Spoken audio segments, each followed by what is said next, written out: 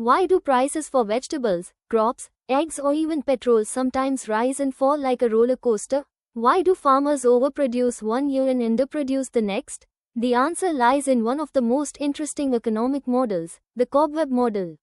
The cobweb model explains why markets with delayed production, like agriculture, often face repeated cycles of high prices, then low prices, then high again. It shows how producers make decisions today based on last year's prices, not future prices. Why is it called the cobweb model? When we plot the supply and demand over time, the graph often forms a spiral or looping pattern, like a spider's web. This happens because producers take time to adjust their production. So markets don't settle instantly, they move in cycles. How the cobweb model works? Let's simplify it. Imagine the price of onions is high this year. Farmers see the profit and decide to grow more onions next year. But when everyone thinks the same, supply becomes too high next year. This leads to a crash in price.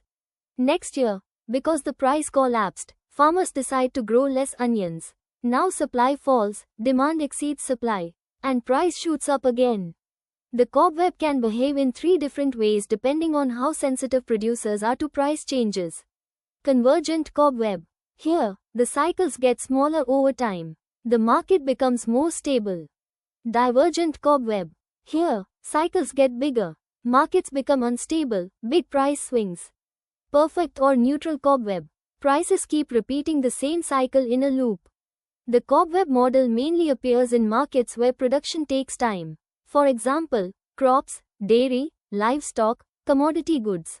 Producers can't adjust immediately, so by the time supply changes, the market situation has already changed. Think about onions, tomatoes, potatoes, wheat, cotton. All these items often show cobweb patterns. One year, prices are extremely high, farmers rush to grow more. Next year, fields overflow with supply, prices collapse, and the cycle repeats. Why it matters? The cobweb model helps economists understand fluctuations in agricultural markets.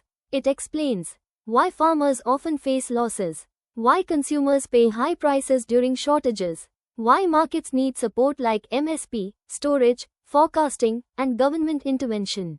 Understanding cobweb patterns helps governments plan better and helps producers make smarter decisions. So, the cobweb model shows us how delayed production creates price cycles.